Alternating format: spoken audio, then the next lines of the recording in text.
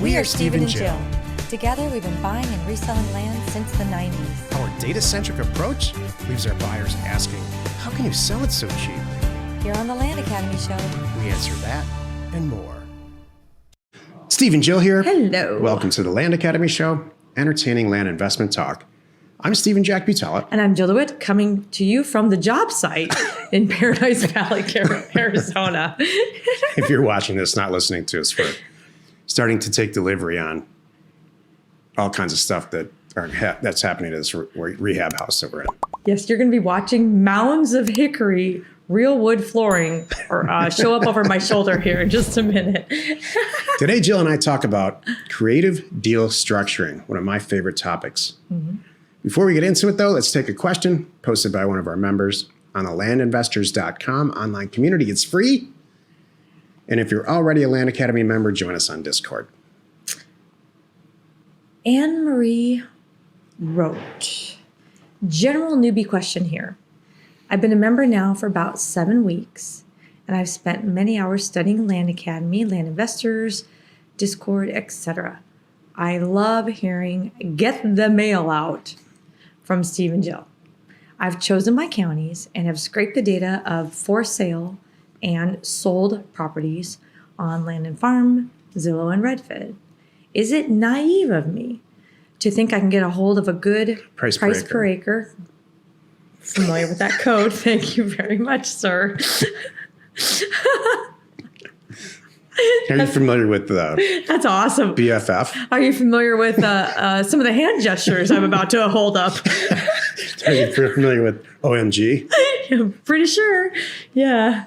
All right. Are you familiar with BTW? By the way. Okay. Yeah. Good. Wasn't sure. Gosh. It's like we're 90. Oh my gosh. Anyway, is it naive of me to think I can get a good price per acre comp to price my first mailer? No. I've averaged out the price per acre on all 3 platforms and have a good average. Is it unreasonable to price it for 20% of the average value? Please confirm it is better to be under than overpriced. Oh, heck yeah. Unlike our, what's that? Sort of. I don't know. I don't know what that is. Unlike our choices where Overdressed is better than underdressed. Got it. I know the market very well. People are flocking towards these areas. There are few more properties sold than compared to listed. This is all great stuff. I'm not sure how to check the wholesale competition, but my state is X, and I don't see a lot of the Thursday will you do this deals properties in this area. I'd love to know how to check that though, and I'd be more comfortable negotiating up. Okay, can we tackle these a little bit at a time? you please answer all the questions you want. I'm going to answer the question about, is it reasonable? Well, good. You start with that 20%. one. You start with that one. I'll do the other. Is it ones. unreasonable to price it for 20% of this average value? Question mark. There is no way. This question comes up all the time. The question is this: I have a great price per acre. It's $1,500. I'm real confident in my data that in this zip code for properties that are between 1 and 5 acres, they've been listed and sold for an average of $1,500. It's real easy to get to that point. It's not, if you're new, it's time consuming, but it's not that hard. Then the question becomes, how should I price my mailer? Should I price it at 20% of $1,500 an acre, 35%, 40%, 50%? Am I going to ruin my mailer at 20%? Am I going to ruin my mailer at 70%? These are the questions that go through a new person's head, rightfully so. So they seek out an answer. I'm not saying anything negative against Anne Marie here at all. I'm just using this as an example because this is probably 50% of the new people that get to the point where they're sending a mailer out have this question for us. It's a valid question. To which my response is, it's very, very relative. And so you need to type in a number. The way that we have these mailers set up, it's all set up for you. All you do is you type in 20%, and then you go out into that zip code and look at your mailer and test it for a reason. And if it looks like, wow, at 20%, I'm going to make an incredible amount of money, but I'm only offering $20 an acre, which is not the case at $1,500. Yeah. Test for reason is like, when he says test for reason, it's like, price it, now pull up one property and pretend that offer came back, signed, go look it up and see if that makes sense to you. Like, did I do that right? Would I still buy it at these numbers? If the answer is heck yeah, then you did okay. You passed your test for a reason. But it can't be too cheap. Right. You know, there's two reasons that a mailer, I've ever had a mailer fail. And we just talked about this in the advanced group yesterday. Number one, I priced it too cheap. You don't want to go in so rock bottom low that no one's going to respond at all. Mm-hmm. And that means like, I'd like to buy a property for $500 and it's worth 30 grand. Yeah. Like, come on. If you have a $30,000 retail scenario, when you tested it for price for reason, I think offering $10,000 to $12,000 is not unrealistic, or maybe $9,000 to $12,000. So, but it really depends on where you are and what you're trying to accomplish. So that 20%, please, there is no hard and fast answer to this. You have to test it and retest it, just like it took a bunch of time to find that retail price per acre.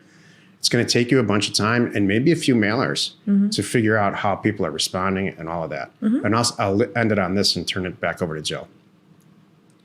If it's not priced too low, you're going to get a great response, or you're going to get at least 1 or 2 deals out of it if you just follow the instructions and all the education. So I know that everybody gets all panicky about this percentage. So the answer is nobody knows until you send it out. There is a range. And then our second question is, how do I check for wholesale competition? I don't care about wholesale competition in general. I care about all competition. So let's just think about that. Wow, that's a great way to say that. That's an excellent way to say that, Jill. And the way I check for that is I go on to, I sit and spot check. This is before you send out the mail too, by the way. Maybe before you pick the county. Honestly, I want you to go on to Zillow, Trulia, all kinds of different sites. Do a Land Watch, do a Zillow, and do one other at least. Let's just say that. How much is for sale in the exact price, or the exact size, I should say, and the property type that you're going for. So you're going for land only, all the 5 acres. Do you go on Zillow and see a sea of red? I'm out. You don't want that. Do you see not a lot of red, but the red is the for sale. And if you look at Zillow, and then yellow shows the sold numbers, and you click over to yellow sold and you see things moving and there's more yellow than there are red, like Anne-Marie's kind of identifying here. I love that. So even though there's more yellow than red, I still don't want a whole lot of red. And this should have been, look. Did you pick a county? If you're brand new at this is like the first time you've ever listened to the show, you probably turned it off by now. This is not, we've deconstructed this. Jill and I have been doing this for 25 years. There's a step by step by step by step way to do this. And so what Jill's talking about is the red, green, yellow test on how you pick a county. That should have been done a long time ago. Right. So I don't know if Anne-Marie is getting out of order, or if she's just, I don't know. Maybe let's assume you've already done that. So let's just say, Anne-Marie, you've already done that. That was part of your choices. Now you're worried about other people sending mail in that area too. Don't flip and care. That's what I think. Anyway. I do not care. Joe, you're exactly right. Exactly right. Because I've had it happen. I've been the first one to send an offer, and I know I warmed somebody up for the next guy, and I've been the third letter somebody agreed, and 2 other people warmed him up for me. You never know. It's insignificant. It's the day the guy got the letter and he's like, I guess, because it could be the third time around, the third offer for a property priced very similarly. The guy might go, I guess that's really what it's worth. And you know what? I do it. I threw those other 2 away. I'm glad I got this one because my car broke down today and I do need the money. So let's go. Yep. That's it. And the third thing is I've been comfortable negotiating up. Totally 100% agree. I'd rather you come in lower than higher. It's so much. Don't do drastic. Like Stephen just said, the $500 thing, I don't agree with that. That just sends the wrong message too. I'm not that guy. But if I send a real good offer, which is what we do in the ranges that we're talking about, and I went a little bit under, or the guy says, I really need more for, whatever it is, I can add a little more money. I'm cool with that. I know, but to take money away is a lot harder. If we come in and And there's always a few that get kind of goofed up in there. Who cares? Because they were input wrong by the county. The acreage was off. There's Always. something weird. Who cares? And they call me like, "Oh, I'm so excited! You just offered $10,000 and it's worth one." Because it was like somebody put it in there. The assessor probably put it in at 5 acres and they meant to put 0.5. That has happened. So I have to go. Here's the deal. It was priced that way because did you see on there? It says 5 acres. It was input wrong. I meant half acre. So my 10,000 is really 1,000. That's the best I can do. It. So you can do that too, Anne Marie. And we talk about that too as ways and techniques to help you get over that hurdle. But it is definitely easier to add money. And you're not nuts. I am more comfortable too negotiating up than taking it away. It's a great question. Covered a lot. Well, I can tell. I'll leave it on this and we'll get on the topic. The way that this is written and the concerns that you have, you're going to be very successful at this. Just keep at it. Yeah. Oh, the second reason that mailers fail, and there's only 2 that I've ever had a mailer really fail, is because people are on the other end of the phone line, it's not getting done correctly. They It's didn't not. answer the phone. Well, Jill, somebody like Jill isn't answering the phone. Yeah, they didn't answer it. They didn't answer the phone. There was some problem there. Yeah. Yeah. Or didn't return calls back. Or Right. Today's topic, creative deal structuring. This is the meat of the show. I love this topic. I mean it. Think of this for a second. Let me paint a picture for you. You send out 2,000 letters. They're reasonably correctly priced. You chose a good area. Listen to all the education. You got these 2,000 letters that come out. 10 people call you back. They're angry as heck because you don't think that, you're insulting them. And then 5 people in the end either mail a letter back to you and expect a phone call, or they call back and say, $12,000, make it 15, you got a deal. So you've got 3 to 5 deals there. Stop. You have so much control over your professional life at that moment. You should get tingly. If you can decide anything to do with these properties, I've never heard you use that word. You're sitting there.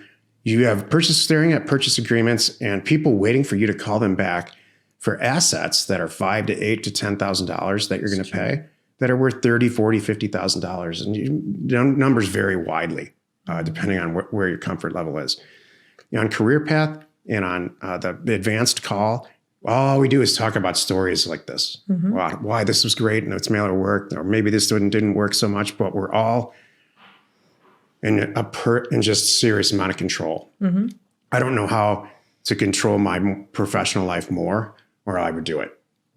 So I think you're doing just fine. now, so today's topic is called creative deal structuring. So based on the deal, maybe if you can drive up right to it, and there's a farm out in front, and you've got the back property that you can drive right to, and you've got 2 of the nicest old people living there, and their kids are farming, and it's the most beautiful situation you can describe, and it shoots well, and the drone pictures come back, and it's amazing. Then you sell it for retail because you know it's going to sell.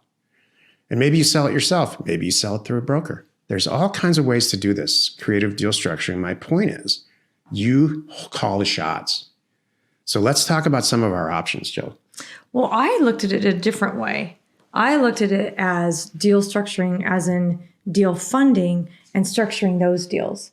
Because so many people are doing different kinds of splits, how they're working together. It might be 2 people partnering on the deal to take it down. So do you want me to talk more about that? Or You can talk about any of it. I mean, it depends on your circumstance. Right. That farm scenario, maybe you actually don't have the cash to do that. That's what Land Academy is for. right. Call us or call somebody else in the group who said, I love to fund deals like this. I have the money. I'm ready to go. What do you have? Good. You can get the deal done. Great. In the past, if you're on your own, in the past, there's always a pressure point to a deal. I don't have the money. I don't have the time. I don't understand how to get a drone. I need somebody who has I don't have the experience. knowledge. Yeah. The experience. I don't know how to handle experience this one. to help me. Yeah. That's what all the Land Academy members are for. Maybe you're not interested in buying the asset at all, but you know that a lot of the people in this group are. So you just turn it over to them and you get paid at the end. Maybe you say, you know what? I don't want to do the deal. I never want to do deals. I just want to find them like this, get them under contract, and pay fill in the blank, Jack and Jill, 10% to turn the deal over. There's all kinds of ways you can structure it that make money for you. And the beauty is you control the deal. So that's the key, is putting that all together. So you have all these deals and you have all these people with money. This is how I looked at this. And today. experience. And I was thinking about the advanced group because we're talking about it. I was really impressed with all the creative ways. It's not just you found the deal, I'm the bank, I buy the property, we put it in my name, you go sell it, we split it 50-50 and walk away. There's so many creative ways. It could be you found the deal, you don't know what to do. I do know what to do. We're not going to do 50-50 now. So I'm going to do more of the work. So we're going to change the variation. You're going to get it to me. I'll market it. I'll sell it. I'll pay for it. And then we'll split this different percentage when we're done. It could also be something like you don't have all the money, but you have half the money and you know what to do. You could come to me going, hey, I don't want to split this totally because I'm putting up half the money too, and I'm doing the work. I just need this last little thing. Let's change up the percentage there. Let's change up the terms. Let's change up what we're doing here. Let's bring in another partner. What if, because we're in this way too, like we have some funky ones where there's 3 or 4 investors and the percentages are based on the amount that they put in. So if you put in 10% of the whole purchase price, you're getting equal back kind of thing. So it could be stuff like that. And the people who are in charge could be getting a different percentage. I'm comfortable with all of it. It's just, and one of the things that I want to point out, which I see new people asking the question, they're going, can you do that? And my answer is, you can do whatever you want. So this is kind of like a discussion I have with a lot of people about title agents. They think title agents tell you, you have to do this, you have to do this, you have to do this. And like, no, you don't. You come to them and tell them, here's how we're doing the deal. I'm paying cash. I'm going to do this. I'm going to take care of that fee. They're going to do this fee. The title agent says, okay, that's their job. However you want to do it. You want to pay for all of that? Okay. That's all up to you. You can change it however you want. I love that. Get creative. My other point is today that my head was spinning the other day from this call. Like, what are you guys doing? Yeah, me too. I'm like, it got me thinking. I'm like, well, God, that's a great idea. Why didn't I think of that? Jill's right about everything. Yeah. Everything you said was absolutely correct. I was going to go with I'm right about everything. Everyone, quick, rewind. Let's bring it back down though and say that there's 2 basic ways that we all do deals, and they all start with and end with controlling the deal like I described. Number 1, the property comes back, you're buying it for 10, it's worth 30. You buy it. You buy it for 10 and you sell it and you collect your $30,000. And that's the vast majority of what Land Academy people do it that way. Right. And the second major way is you don't have $10,000. You know it's a great deal. You call somebody like us, or the numerous people in this group that are dying to give you the money. They pay the $10,000. You guys sell it for 30, and then everybody splits the profit according to what they think. 50% is popular right now. It's changing all the time. And so the person who found the deal gets half. The person who funded the deal gets half. And there's no real risk to anybody if it's a good deal. It's a good land deal. Those are the major ways to do it. There's a million other ways that you can offshoots of that all center around controlling the deal. So I don't want you to get intimidated because there's a lot of people that come to us and say, I've never done this before. Here's a deal. I think it's a great deal. I'm pretty confident it's a great deal. I've just never done this before. And we have a product for you. We'll pay you to either turn the deal over to us, or we'll pay a certain percentage on the sell side out of escrow. I was going to say and don't worry about, do I need to do all this extra stuff? So I will end on this. How do you do it? I've never done it before. What's the legal way to do it? Well, the best, easiest way is make a 1 or 2 page contract. If you're in Land Academy, you have a copy of ours. Copy it, change it up, make it your own. I don't care. Use that quick contract. You don't need to go get an LLC together to do this transaction. Don't worry about it. Just this 1 page contract between you and the person is all that you need. That's one of my things too. Whew, that should be a Jill Friday topic, is don't overcomplicate things. There's a lot of people that do that. Get creative. Don't get complicated. Get somebody in this group. If you don't know how to do stuff, get somebody in this group to help you. There's tons and tons of people that'll reach out. But the whole thing is you got to have a good deal. Yep. That's your whole job in life. If you want to make this your living really quickly and permanently, your whole job is to source great deals. Yep. The money's out there. The expertise is out there. The contracts are out there. All of it. Perfect. Happy you could join us today. 5 days a week. You can find us right here on the Land Academy Show. Tomorrow, the episode on the Land Academy Show, well, it's called Jack Thursday. What Jack looks at when doing deals. I'm interested in this too. You are not alone in your real estate ambition. It's funny, our staff throws out these topics. They're like, here, figure it out. Okay, which is not hard, but I can tell you what I look like. I have some funny stories about this, but here's a sneak. I have a funny thing. I want to know what Jack looks like when looking at bad deals. We'll talk about that tomorrow too. Here's a guess. I look at the numbers. I know, but it's funny sometimes. If you need any sort of access to ownership or property details, including owner phone numbers and FEMA flood map overlays, check out neighborscoop.com, created by investors, that's us, for investors like you. We're Steve and Jill. Information and inspiration to buy undervalued property. We hope you find our content valuable and we appreciate your support. If you have not already, please check out our channel and hit the subscribe button. And your comments and suggestions help us to create the content you're here for. Hitting the like button helps to support our channel's algorithm and gauge your interest for future shows.